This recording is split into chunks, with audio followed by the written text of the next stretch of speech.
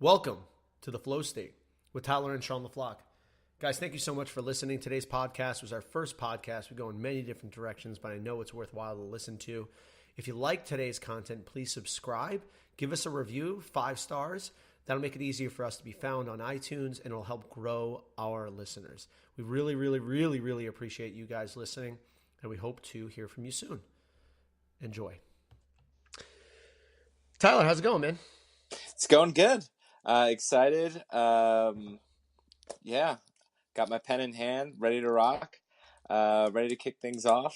So, where do you, where do you want to take this first? What should we tackle first on our inaugural episode? What's our first topic? I think that might be our first topic, is the idea of how do we approach systems and activities and projects in life. So it's very easy for us to write something down and be like, all right, this is what we're going to do. But I think it's a lot more organic to be able to sit down and just be like, yo, what emerges out of us at any given time? Right. So I think that's something that I always kind of never resonated with, is like writing something down and then sitting and then being about that one thing. For me personally, I've always enjoyed more of like, all right, let's just see what comes up and have fun with it. And I think there have been some fairly good speakers that I try to emulate as well, like Eckhart and Kyle, of like, I don't know what's going to happen. I don't know what comes up. But if I connect to myself, I know the right thing will come up because it's the truth inside of me. Right. What is because it seems like you're a person like, okay, we need this and we need to go over that, right? Yeah, I think I'm a person who likes to put a plan in place and to sketch things out and put it in it. But I do resonate with the idea that, like, let's show up, let the universe kind of flow through you. And like you said, something organic will come out of it. But I'm also on the same page of embracing that idea of, and with this podcast that we're doing, is ready, shoot, aim. In that, you know, you get bogged down and with the process beforehand and trying to make it perfect, and then you end up not doing anything. So that's something I fall victim to in the past, of planning, you know, having this idea in my head, thinking about it, and then just getting overwhelmed with the process of getting it started and then just not doing it because I'm either there's fear underneath or some type of resistance that I can't overcome. So I just forget the idea or I move on to the next one. So with the, with this podcast, I was like, you know what? I've been thinking about this for a while. I've been wanting to podcast consistently for a while, and our conversations have gone well in the past and they flowed really nicely. So I was like, let me reach out to Sean, see what he thinks, and let's get this thing, see if he's into it and get this thing underway. Yeah, that sounds pretty cool. So a good question always asked, and this is something Kyle Cease talks about, is what's trying to emerge? And I mean, I guess I'll pose that question to you first, and then maybe I'll answer it. But in doing a podcast, like, what's trying to emerge for you? So what's trying to emerge for me is through my days or just through what I'm going through or working with myself and with my clients, there's a lot of things that I'm processing through, and it'll be helpful to talk with you. And I think through that talk, I'll benefit from it, and then anyone listening will benefit from it. So twofold is that I benefit from it because I'm working through or trying to flesh out an idea that I think it will be valuable and help me. And then through fleshing that idea, people who are listening will have hopefully have something actionable to work off of. So when we're discussing a topic or whatever we're going on about, if somebody's listening, they'll actually take away after that, oh wow, I can go try this out, or I can go do this myself, and I'll see some value in it. So making sure whoever's listening to it has value. Yeah, or sees value. From what I've heard, and from what my experience is like, learning doesn't happen by you like talking to somebody of like what you should be doing. It's more of like absorbed through experience and the experience of people around you, and be like, well, that person did this, I'm going to follow suit, rather than that person sitting down and then be like, all right, these are your steps. It's more of like, this person went to college, then they got an internship, and then they started doing this, and they made that creative decision there, blah, blah, blah. If they tell me about their story, that usually resonates a lot more better for me than if they're like, okay, you need to go to college, and then you need to do this, and then you, because I think realistically, at the heart of it, nobody wants to be told what to do. I think we want that autonomy to have the freedom to make our own decisions. And that for most people is the biggest battle, is that like they don't want to make a decision on anything. Right? Me particularly, because I've had unbelievable ideas. And my biggest block is that I get really, really high on these ideas. And then like a day goes by and I'm not nearly as passionate about that thing. You know what I mean? Mm-hmm. Yeah. Like every moment that passes by, like if something strikes you, as I've had these in the past where I get really, really excited.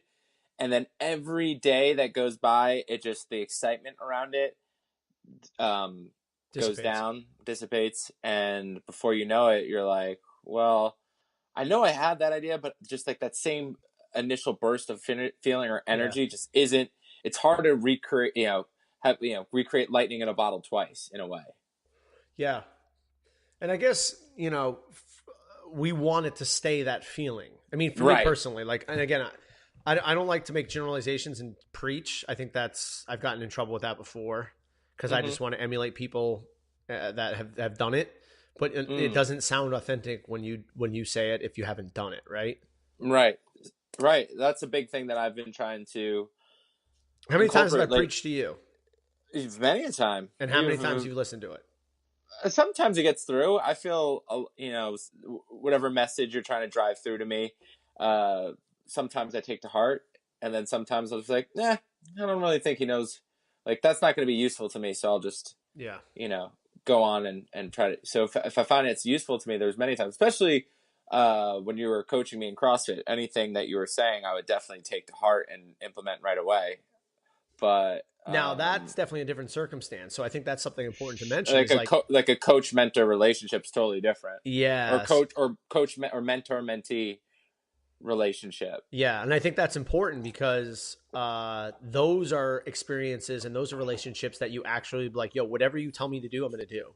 And I think that's why mentorships are actually very important. It's funny because I think Russell Brand's coming out with a new book this spring called Mentors, and obviously Tim Ferriss also had a book called Tribe of Mentors. Tribe of Mentors. Well, Tools of Titans and Tribes of Mentors.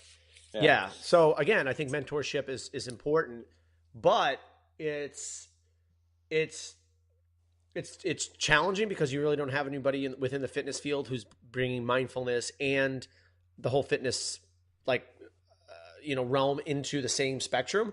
But I think in that is where like huge upside is.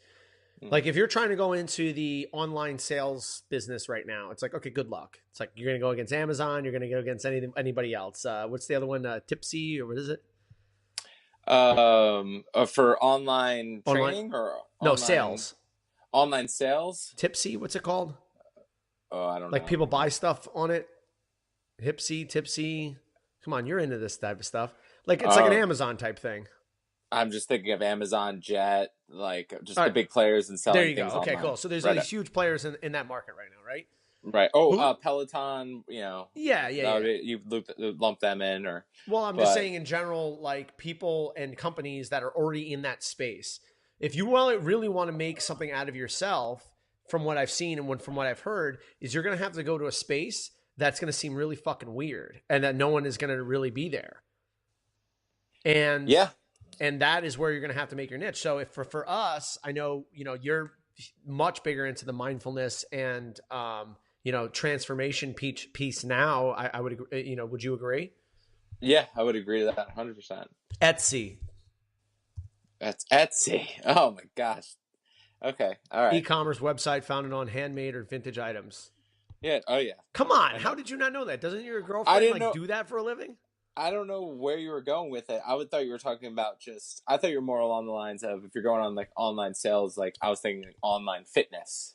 That's what I was saying, online sales, and you kept going to online fitness. Yeah, I don't know why I imagined that. I just kind of jumped to that for some reason. Because we were saying, like, if you're going to, with like, what I thought you were getting at is like there's this online. If you're trying to, as a fitness professional, try to make it in the like, are you really going to be making it by selling an online fitness product or whatever as you're Yeah. competing with them? You're right. And so who are some of the bigger players in that realm? In selling an online fitness product? Yeah. You On said it like would, Peloton was one of them, Peloton right? would be, On it would be, Active. There's a bunch of different, there's so many. I don't think anyone's really been the player. I don't think there's a couple of the players. I would imagine Peloton is one of the online players. Yeah. Maybe one or two more, but nothing that's like kind of become like the Google of online fitness players. Why do you think that is? It's a good question. I don't know. Comes to mind for me is that fitness is a lot different than other things in that it's a fad. Usually, things people get into it, people go out, right? Mm-hmm. So, how many people are probably having a Peloton right now and they have clothing hanging on it? I had a client get a Peloton, and yeah, we just used it to put his dumbbells on it. Yeah. So I think that some things are dust. one of those things that becomes foundational for a person. Like you always use Google, you always use YouTube. So I think, what that becomes is like, how do you go from a gimmick or a one-time thing to something that's so much more foundational, right? Like in the beginning, Netflix was selling fucking DVDs. Yeah. That's right. Crazy. They were like, yo, put this in the mail and take it. Imagine being in that meeting. They're like, yo, man, like, this is what we're going to do. We're going to build out a platform where you can plug your whatever device into the internet, and that will be where you're getting your stuff. They're like, oh, that sounds like a great idea. No one has that yet, though. Like, that's the point. Right, yeah. Well, yeah. And I mean, just like the evolution of Netflix is that's an amazing story. Oh, we started, or just any evolution of any company, evolution of Amazon, renting books online. That's right. Like, so it's, I think that's one of the most important things is like, when do you pivot? When do you pivot? Yeah. That's a really good, yeah. Because I guarantee there was a guy sitting in that meeting going, guys, we're a book company. We don't sell other products. And someone said like, yo, that's the point. No one does. And I think that's the tipping point of like, no one else does this. Great. We're going to do it. Right. But it took them all that stuff beforehand to get them to that point. So if they didn't they built out all that infrastructure in place. Right. So which goes back to our previous point, like what you're starting, who knows where it's going to end up. Yes. It's just the fact that you have to just start it. Yes. So there's a big thing like that I learned in the Strong Coach with Mike is speed of implementation. So whatever you're absorbing, you could nobody wants to be told what to do. But if somebody gives you a piece of information, it's only as valuable as if you use it. Mm-hmm. So it's like, there's this other quote, like, let your knowledge lead to action. Mm-hmm. Like, I don't want to just be an accumulator of knowledge, which is a habit of mine. And like, I'll absorb podcasts or I'll read books and I just become, and I have a great memory. So it's just like, oh, let me just regurgitate this or let me, but I'd rather put it into practice. And that's a big thing that I've been trying to do is put things into practice that I've read or that I found useful and be the lighthouse, right? Like live it, embody it, and let my actions then let others see those actions and let that be the motivator or let that be the. Yeah, I think experience and experiential knowledge is much more beneficial than just you telling me about shit. Like telling me facts. It doesn't help me. Like if you tell me about experience, here's a pretty cool example. I think it was Les Brown, who's a motivational speaker. He's, the mentor of a bunch of other motivational speakers. He's been around for a long time. And he talked about, he's like, I went into a radio station one day and I said, I'd like a job. And they said, sorry, you're too young. You're not underqualified. You're not going to get a job. He comes back the next day. He goes, sir, I'm here for a job. He says, sorry, you're underqualified. Get out of here, kid. I don't want to give you a job. And he does that for like a week straight. And he says, like on the 7th day, he comes in, he goes, here, hey, sir, I'm here for a job. He goes, God damn it. Go get me some coffee. You know what I mean? Yeah. So like that experience, that resonates with me. Like now when I tell the story, it's cool, but it doesn't have the same pop of my experience. And I think that's why life experience is your biggest asset. Right. Right. If you had told a story from your own perspective that encapsulated that same Yeah, whatever message, that it message was that you wanted to. So right. I think messages are standard across, and there might be new messages that come up, like especially nowadays, because I think there's such a shift in the idea of like smash, smash, smash, smash, smash. I think it's Right. more of like to be honest with you, I think it's transformation that is going to be the next meta, so to speak. You know what I mean? Everybody's Yeah. talking about how like, grind won't stop, hustle won't quit, and hard work pays off. I think the next evolution of this stuff is going to be, what do I need to become for this thing to become normal? Right. What do I need to become in order for this to become normal? What do we mean by that? So, say you want to make $1 million. Okay. Or actually, you know what? Instead of me regurgitating somebody else's shit, let me tell Uh-huh. you something about myself. Okay. So, let me give you an example of something that I wanted and I ended up getting. Okay. So, I wanted to do a workshop for a Flock Fitness for the fix your deadlift squat or squat, deadlift, and press workshop. That's Right. something I wanted to do. Right. So I said, okay, that's what I want. Instead of me just saying, I want to do that and figuring out how to do it and trying to go get it, I said to myself, what do I need to become and what do I need to transform into that putting up, I'm doing a workshop is now normal and I know people are going to be coming to me. Right. Right. Right. Right. Okay. So the type of person who runs a workshop, what do they do? Exactly. Well, yeah. So in some ways, you can use it as like, okay, now I need a template. What did they do? And I can follow that. But I think there's a deeper calling inside of you that takes one step at a time. So Right. for me, when I said, okay, I want to do a work like and it takes bravery because you got to write down possibilities. And that's something that I do more of now, of like just getting out of my normal patterns and getting possibilities going. Right. So like Okay. I was writing 100 possibilities a day for 7 days straight. Oh wow. Yeah. And imagine that. You like sit down and write 100 possibilities down. The first time you do it, you're like, I can't do anything. So can you give me an example again of like, so you sat down and you have your journal out, you got your pen in hand. What would be I do it on my an computer. example? So I was like, okay, there's a possibility that I get 100 people at this seminar. There's a possibility that 10 of them tell 10 of their friends and I do 10 more seminars. There's a possibility that when I do it, somebody is so profoundly changed that when I do a video, that video goes viral. There's a possibility that when I go there, I meet a friend who's within Google and they say, I want you to come out to Google. I want you to teach everybody about this stuff.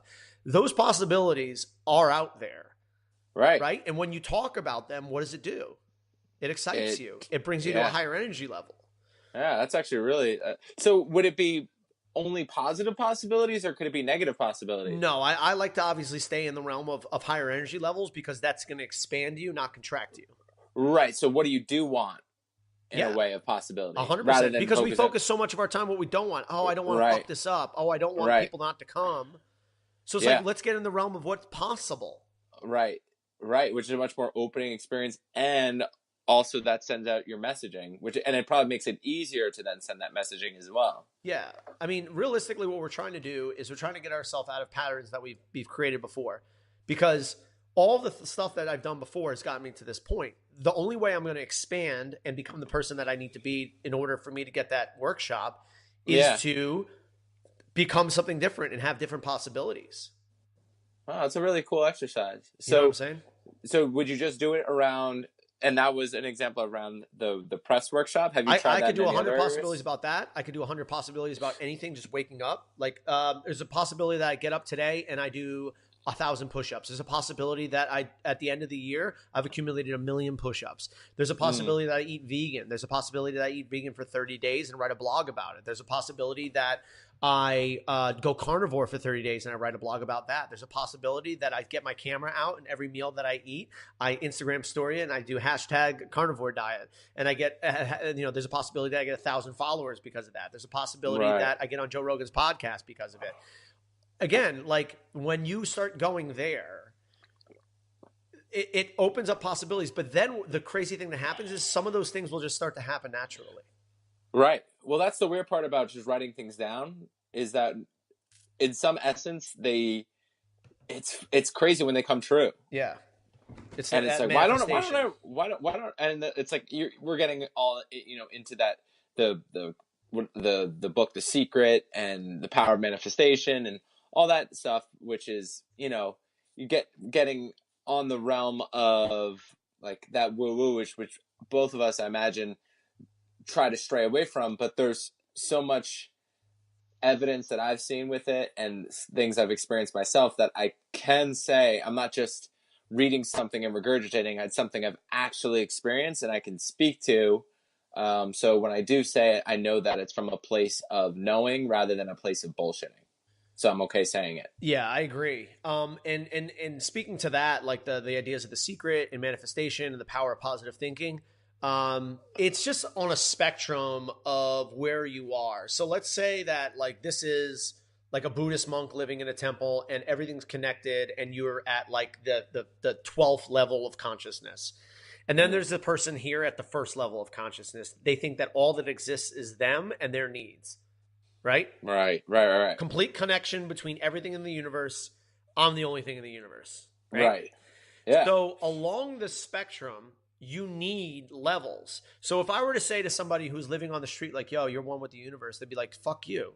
Yeah. I'm sitting here on the street. I can't get that. But if I said, listen, man, if you just change this one thing, you're going to create momentum for yourself. Right? And that might be the doing. Right? You might need to do something in the beginning in order for you to get some momentum. Right. Whereas like we here, like where we are right now, it's actually not as much doing as it's not doing. It's letting go of the things that are getting in our way of being the people that we want to be, right? Right. Because do you have evidence inside of you at this point to know that inside of you there is a person that when it comes out, it is able to shift like everything in your life? Yeah, 100%. Now, what if you lived it like that person all the time? Yeah, I mean, right? So it's not the doing, or it's not the what do I have to think of? It's the letting go of the other person to allow that authentic person to come through. It's the unlearning. It's the unlearning, and it's the what am I doing to grow that? Right. Every time you shy away, every time you go to addiction, every time you have negative self-talk, you are feeding the bad wolf. And I use bad wolf as there is no good and bad. Like all of it is us, right? We love all of it. Oh, I lost it. Hold on. We love all of that. But what we want is what is going to expand us. Sure. Yeah, I think that makes a lot of sense. I'm just thinking about it, digesting it. Yeah. But well, I mean, I offer this to you. When I say that, how does that make you feel? Open in a way. Okay. Yeah. It makes me feel open, and it makes me feel like I'm thinking about things in my life or that I do that are like quote unquote like feeding the bad wolf, like what's getting in the way. So it's like it's like having me self-reflect, which is good. So what was one thing that came to your mind right away? Came into my mind that is feeding just worrying about finances. That's a good conversation because we might have the same deal today. Like I was talking to my girlfriend this morning, and I sat down after breakfast. I go, yo, I'm not okay right now. Like I'm really like my finances are just fucked. Like ungodly amounts of money to the IRS. I have no money in my bank account. I once again overdrew. How am I supposed to stay on this path? So as you're saying that, what are you feeling? Like it brings it up, but it's a feeling in my chest. It's that uncertainty. But there's two things that happen for a lot of us. Some people close off, and that contracts them. Some people close off, and it actually expands them. So the person who's always talking about their problems needs to shut the fuck up and just be there and feel. Other people are so stuck in their problems, they actually need to talk about them so that it actually allows them to let go of the problem. Right. because it's almost like they're holding on to it. And that's it for me, because if I don't talk about it, it's not real and I get to hold on to the pain. If I Right. talk about it, and even in saying that to you, Mm-hmm. it's allowing me to bring that pain to light so I actually can feel it, Right. Yeah. Yeah. you know? So, yeah. So, I imagine, well, yeah, in the same essence, right? It's like, for me, it's like if I get hit with one thing, then it ends up snowballing. So if I get one unexpected bill, yeah. or um, client tends, cancels or whatever, then it then begins that snowball effect, and then it reminds me. So client cancels, snowball effect. Thinking about this thing, and I've been really trying to make it a practice of when that occurs, just trying to be there with it, like you were saying. Yeah. And I think it's helpful to, like you were saying, to draw that, like have that awareness and draw the distinction. Like, are you the person who, is always complaining, or are you the person who is withholding and is bearing their pain? So, um, that's actually, I think, really helpful. And to add to that, let me ask you this question. If you had $10,000 in your bank account, would that be enough? Nope, but not. Exactly. It doesn't matter. The amount, I've said this before, the Yeah. amount in the bank account does not matter. Yep. Like, I could have 100,000 in the bank account. I would always be Like, like, well, what if a fucking asteroid hits me? Now I'm gonna need that 100,000 is gone. yeah, yeah, exactly. That 100,000 is gone. Or what if I make a shitty investment? What if I do that? So those feelings of, I just imagine like what our experiences growing up, and then Yeah. also the amount of time that we've had. If you've ever lived paycheck to paycheck, and not knowing how there's just so much. If the longer you spend in that time, the longer you ingrain those patterns of, Yeah, it's we've all we talked about this know. before, right? So when those things do come up, it's all right. How do you begin breaking that pattern? And I think it goes back to the possibilities. You think trying to get you to shift into that would be the possibilities exercise would be a really good Well, here's way also a to. thing. We've identified that what would be the opposite of that? What are we holding on to? This false idea that I don't have enough, Mm-hmm. right? And that I am my bills, and that I am my debt, or that I am my money. Mm-hmm. But let me ask you this: how much do you think you're worth? Because I thought about this today. I was like, "Yo, I don't have any money." I'm like, "Am I really worthless though?" Right. Like Yeah. if I was put in the right circumstance, how much money could I make? Yeah. Right? Right. So how do you begin to how do you shift yourself in those We're already circumstances? doing it. Yeah. Right? It just takes patience. And I think that's one of the biggest things is that like how do you know that you're going in the wrong direction? Right? Yeah. Yeah. Like how many fucking billionaires right now were bankrupt at some point? Right. And how much money did you use in the last, let's say, 5 years as investments into yourself that actually made you grow?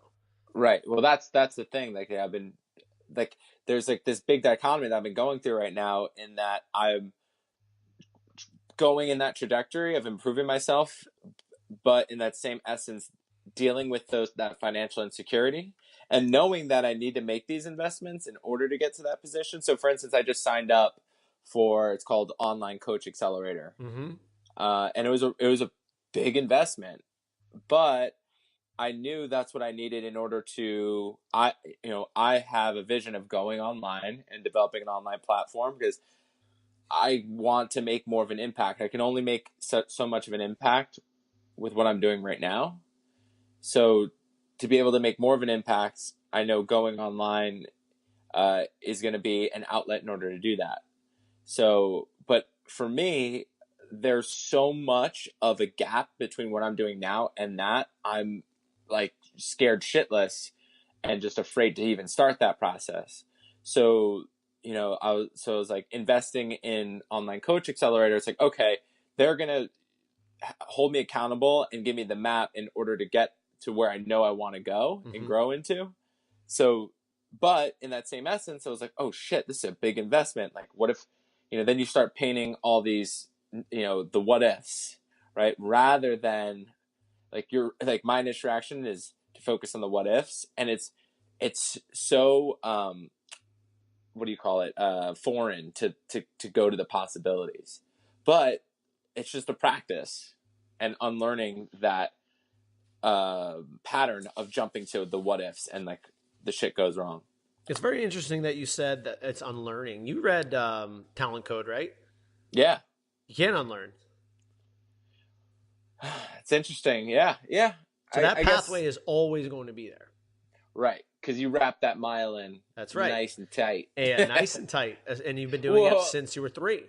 Yeah. So it's like, okay, how do I develop new pathways and wrap mile in? So you're right. It's not unlearning. It's new. It's almost like new learning to yes. It's like overlaying new programming on top of your shitty programming. I used this analogy a little while back. I think I put it on like my Instagram or my Facebook or some shit.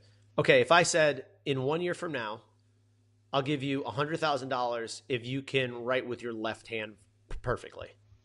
Right. Would you have any problem doing that? No. Okay. So if I said you make $100,000 if you change this certain pathway of thinking and you get $100,000 a year from now. There, Tyler? Yeah, no, I'm listening. Okay. $100,000 a year from now if one of your not restrictive, what did I call it? Contracting thought patterns. If you actually did something opposite of that was expanding. And in a year from now, I'll give you $100,000 for that. That's how close you are to making $100,000. Right. You know what I mean? How do we take that abstract and turn it into a... So it's about identifying what is preventing you from expanding. So what is a thought that you have right now about yourself that's preventing you from thinking that you're the shit? Doubting myself as a coach. So what's the thought underneath that? The thought underneath that is I am not good enough as a coach. Okay, and what's the feeling underneath that? Fear. Okay. So what do you do with feelings? And what do you do with emotions? You feel them. Yeah, you know that. Yeah. And that's something that is amazingly expansive and something that is so invaluable these days because you're doing that. Right. You know how fucking courageous you have to be to actually feel nowadays? There's 6 million ways of making you not feel. Yeah, right in your hand. Think about that. Yeah. It's the fucking not feel machine right in your hand. Absolutely. It's like, oh, how do I shut off? How do I distract? Oh, right. I'm looking at it. Yeah. So here's a possibility. How about Tyler Flochs, T-Flow Fitness goes, I'm going 30 days, no cell phone. Who's with me? How are they going to respond? How will I know that they're commenting? Exactly. But you're gonna do it, and then maybe you write about it. Yeah, and then you could just start. If I didn't use my phone for a month, you know how much free time I would have. Absolutely. If you just say, I'm going to shut my phone off for a month. I mean, there might be some shitty stuff that goes on. And again, I'm not saying this is like you should do that, but it's just it's right. Like for me, I think I stopped jacking off. All right. Right. So I stopped jerking off, and so I've been dating my new girlfriend since October 31st, our first date. Mm-hmm. And I'm a person who used to jack off, 4 times a week, let's say, right? Masturbation. Okay. It's normal. We're all human here, right? That's right. So you would be in a given week jerking off more days than not in a week. Exactly. Okay. That's a fair level. And I'm not spending like an hour jerking off, but I'm spending time thinking about it, resisting it, then afterward thinking about it, like, should I have done that, whatever. And then also for that instance, I'm disconnecting from reality because I'm using porn, right? So since then, so we're talking about November, December, and all of January, or almost all of January. I've gone, was that about 12 weeks, let's say? Mm-hmm. So in 12 weeks, I've jerked off twice, and they weren't to porn, and they were just like for 5 minutes. It was just like, I have an urge. I need to get rid of this urge so I can move on. It wasn't a habit. It wasn't habitual. No, I don't have like regret or guilt about it. Right. It was like, I'm thinking about sex. It's kind of just, it's kind of distracting me right now. I got the sexual urge. Yeah. It wasn't like, I got some free time. No, exactly. What do I normally do in free time? Yes. Let me do this. I'll look at Instagram. I'll jerk off. Yeah. Yeah. So obviously there's also extenuating factors to this too. I have a girlfriend. Our sexual relationship is good, right? Mm-hmm. So I'm not as inclined to do that and to disconnect because I have a substantial connection now. Yeah. Right? So think about that. Are what you doing, like there's reasons behind everything. Why would a person jerk off? Like I know kids, guys I know who jerk off twice a day, 7 days a week. I'm like, do you know how much time you're wasting? And I'm speaking to them through myself through them. You know how much time I was wasting? Why do you think I was so miserable? Because every time some kind of uncomfortability went up, I was like, oh, I'm just going to go jerk off. Right. Oh, it's just 15 minutes. It's not a big deal. But it's all the stuff surrounding it, and it's the power that has. It only takes you 3 seconds to stick something in your arm or take a pill, but how much power does that have around you? Yeah, and I think you could take that same – it's just like we could take that same premise and expound it to anything. We could say looking at Instagram, checking Twitter, checking your email. That for me is my biggest one. That's like my jerking off is Instagram. So it's like, all right, I'm like something comes up. How do I distract myself? Go to Instagram. Yeah, and I tell people, I'm like, well, that's my source of business. How would I go out without it? And blah blah blah. But I'm like, there's a part of me that goes like, just fucking do it for 30 days. Let's see what happens. Right. Because you know what? Worst comes to worst, I'm in the same position I am now, and it fucking sucks. Yeah. Well, for me, it's like I give myself that excuse too. Yeah. But that's another, I'm using it as a business and I need to respond to these people, but there's no other way for you to respond. Right. Exactly. Like they can't give you a phone call and you actually talk to all your clients. And that's something that Kyle Cease always says. You can only measure what you give up. You can never see what you're going to get. Right. Right. And when I do go on vacation, I'm barely on it and I feel so much better. Yeah. And to be honest with you, so I read a great book called Lost Connections. It's written by Johan Harari. Was that the guy from Sapiens? No. Oh, no. That's the guy who was on Bill Maher, and he was on Joe Rogan's podcast. Yes, it's Johan Hari. And I know you're talking about Yuval Navari. Yeah, which actually they sound pretty similar. So I'll give you that. Totally different guy. But I remember Hari. He was the guy with Rat Park. Exactly. So he wrote a book about 3 or it might have been like last decade, but anyway, in the past called Chasing the Scream, and that was about how we treat drug addiction and that whole thing about the Rat Park. This recent one is called Lost Connections, and I think it's one of those things that's going to be like a slow build, but I think eventually it'll have more mainstream success. But I read that, and it's basically like depression and all these diseases that we have mentally are there for a reason, because we're completely disconnected from ourselves, from each other, from nature, from meaningful work, and all these things. So obviously he contends that society is the problem, and obviously ultimately we're the only way that we can change that, which is very much more in line with, like, so let's say a Jordan Peterson who's like, yo, you're a fuck up and you're the only way that you're going to unfuck yourself. Mm-hmm. My only bug about Jordan Peterson is I think there's just lack of compassion when he kind of speaks. So his messages are usually pretty good, but it's just like, yo, a person who knows they suck doesn't need to tell somebody that, like, here's someone that they suck. So it depends on the person. It really does. It's another tool. Does.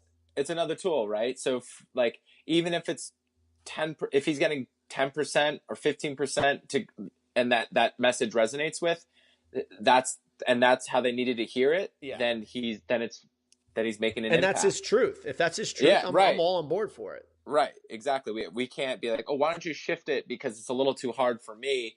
But that's, my experiences are completely different from the person who could be resonating with it. Yeah.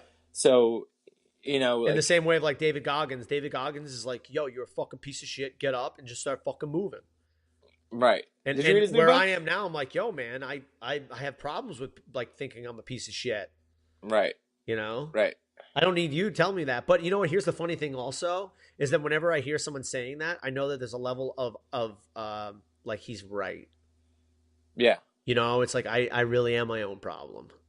And maybe Well, that's what it plucks. It digs at that. And I'm like, you're right, man. mm-hmm. I'm just creating all these problems around me. I could fucking move forward. I know I can. It's just scary. Right. Yeah, it's like that. Yeah, he calls it the accountability mirror, Yeah. where you write all these.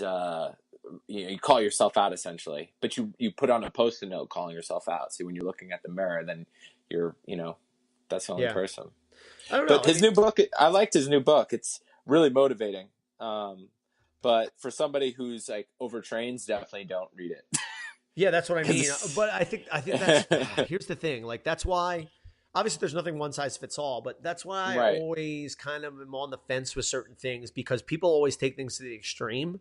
Sure. And you know what? It might pull you forward, but then in some way it might actually get you down a rabbit hole that you may not be able to get back out of. Right. So What's cool about what he does and the message that was valuable for me is just how strong your mind is and how you're able, like what he's able to do just through pure mental fortitude it's just fucking insane. And the pain he's able to overcome with his mind is and just keep moving. It's just like, yeah, like physical pain, but you could take that to whatever you're dealing with. yeah, but I also challenge that too because I would say that he probably has. I don't know. I mean, I've heard him speak a few times. I actually knew of David Goggins during my triathlon days because he was. I would watch the Kona Oh, Ironman, and they would just talk about him like David Goggins is a Navy SEAL. He's 240 pounds. Blah blah blah. Meanwhile, he's probably got so much fucking juice running through his veins, like he can do all that shit. You know what I'm saying? you mean like performance enhancing Oh, drugs? absolutely. He's like, isn't he 40 years old? 40 years old? I don't know. Who He's knows? yeah. Maybe, I maybe mean, not. he's destroyed his body, and you know, obviously, why not? Who cares? Like, you're just, you know. So the skeptic in you is rather than Listen, the he is mental as very like physically. He's more tolerant of pain and uncomfortability than most people on the planet. right. But can he sit in a chair and actually be okay with the way he feels? I don't know. And I don't It's a good think he question. has because he's called himself a piece of shit. Back in the day, I was this and that and the other thing. I was a fat fuck and blah blah blah. And I'm like, okay, well, obviously you hate yourself. And that motivates you to be a better person. And that's what I'm talking about in terms of the spectrum. Mm, Like, you're here. And that gets a lot of people moving in the right direction. But at some point, you can't. I mean, I know you can if you want. This just isn't my experience. The parts of you that you hate, you can't hate them out of existence. They're just gonna. yeah. It's like trying to hate. They're all a part of you. Just Right. because you don't acknowledge them or that you hate them doesn't mean that they don't exist. I'd much Mm, rather be loving and compassionate to every single part of me. Now, do I let it run my existence? No, but I think it'd be a lot more, a happy family if you said everybody within the house, I love everybody here, and right. everybody has a space here. And it's sometimes you might need this, and it's sometimes you don't need this. Right. I think he's moved more into that self love though. If you read his book, if you listen to his book, he does have elements of like going back to his the kid who was abused by his father Yeah, and going back and loving him. So he does have that in it. So I would and I do hear what you're saying, uh, but I just don't want to. I would say before going to that point, but I do think there's what you're trying to do, or what I imagine you're trying to do, is just before we all jump off and like start, oh my god, tomorrow I need to go out and just like run, and if I start feeling pain, then just ignore, just suck it up. Like, yeah. let's not take it to that degree. Let's Yeah, and I completely agree. And even in you saying that, it seems that people eventually, when they go down that pathway of like the motivation, I think it almost inherently has to come to a point where like, yo, you got to love yourself. yeah, And even with like The Rock too, because like he's one of the most motivational people on the internet, and a lot of people get motivated by him. Even he knows, he's like, eventually I'm gonna have therapy. He's like, just lifting weights and fucking crushing Eating it can sushi. only go so far. Because at some Yeah. point you can't do that anymore. Then what? Right. Right. Well, that's why like all these WWE guys, they go into their years because they can't let go Yeah. of that moment in front of the crowd. But what in life gives you that type of, I can't imagine the feelings you get being in that moment. So I don't blame these guys at all for trying to recreate that. Because if I was in their shoes, I would try to recreate that. I mean, that's the human experience, having that moment of being in front of a crowd of 30,000 screaming fans and all of that. But it's Yeah. also having a healthy relationship to it. Well, I mean, I get that, but here's the funny thing: is like that moment will never happen again. So all you're doing is torturing yourself by trying to bring that moment back into this moment, right? Mm-hmm. And I think it takes a good amount of understanding. I don't say discipline; I say understanding, because discipline means you're trying to do something that your body or your soul really doesn't want to do, and you're forcing it. And again, willpower is one of those things that like, oh, I don't have any willpower. It's like, no, you don't have the habits to get it done, and you don't have the perspective. Right? Right. If I gave you all the right information and said, yo, because you're doing this, that's causing this, you wouldn't need willpower. You're like, oh, I understand that this is what I need to do. I'm just going to start doing it. Right. It's awareness. I like that idea of habits and perspective. Yeah. It's like you're not lacking willpower. It's you just haven't built that habit yet. Yes. I think that's a Tony Robbins-esque thing. It's like, yo, man, the reason why you're depressed is because everything you do in your life, like the depression is a symptom of the habits that you've created. You're self-loathing, you don't work out, you don't treat yourself properly, you don't treat people around you with respect. Like, what do you think you're going to feel? You're going to feel depressed. You're going to want to off yourself because the pain that you feel is you don't want to feel it anymore. So that's the only way that your brain says that we're not going to feel this anymore. It's much more difficult to look at yourself in the mirror and be like, yo, I'm the cause of my problem. I'm the only way I'm going to get out. I need to get help. Right. And then struggling more and fucking up and struggling more. Like, I was in a very, very, very deep, dark place not too long ago. I reached out to you about it, and you had some really profound things to tell me. And, I really respect the place that you were in because you gave me exactly what I needed to hear, in the fact that there's no problem, dude. Just move. Just keep going. And that's not what I want to hear. I want to hear a solution. But the part of my brain that creates the problem is also the part of my brain that wants the solution. And it's never enough. So you're trying to logic the shit out of it. What do I need to do to get out of the situation? Who's saying that? The logic part. Just your brain. Your ego. Yeah. Yeah. My ego sees a problem. My ego wants to solve the problem. If I feed the ego the solution, what happens there? Ego's never going to be enough. It's never satisfied, yeah. Never satisfied. And then has to be come up with a new problem. Do you ever wake up in the morning and it's like quiet, and then you're like, wait a second, there's something I should be worrying about? Yep, every morning. I caught myself the other day doing that. Yeah, it was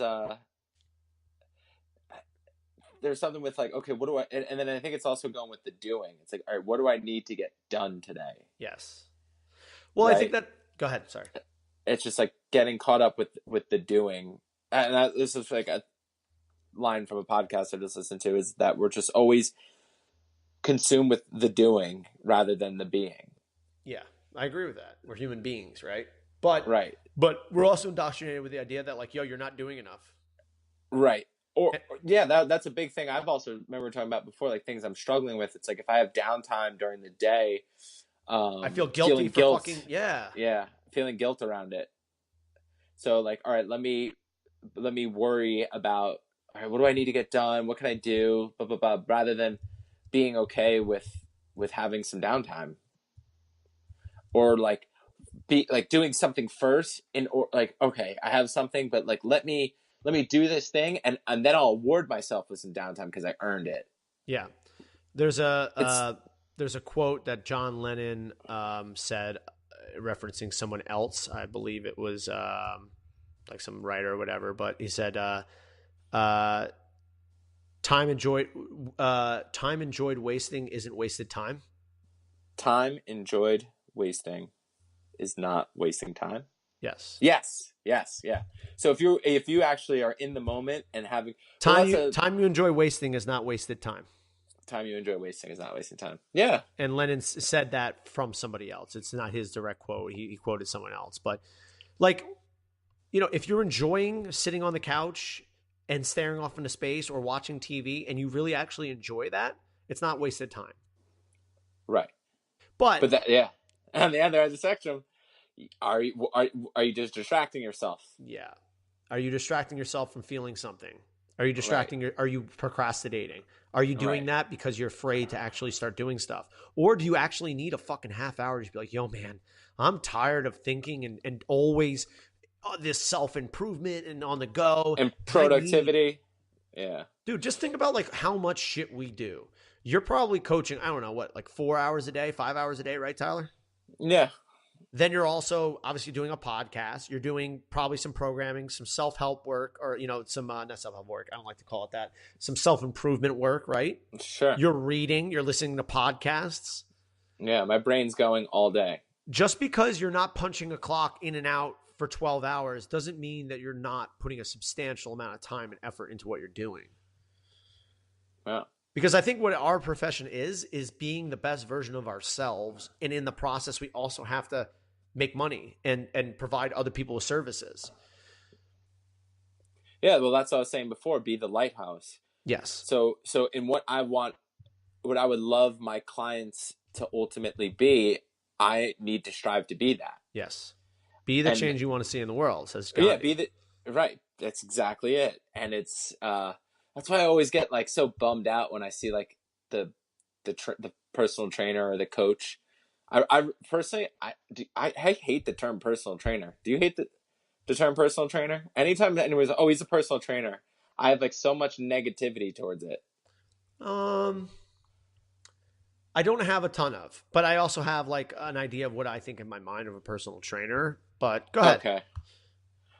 Yeah, I mean, I get your perspective. I understand. Yeah.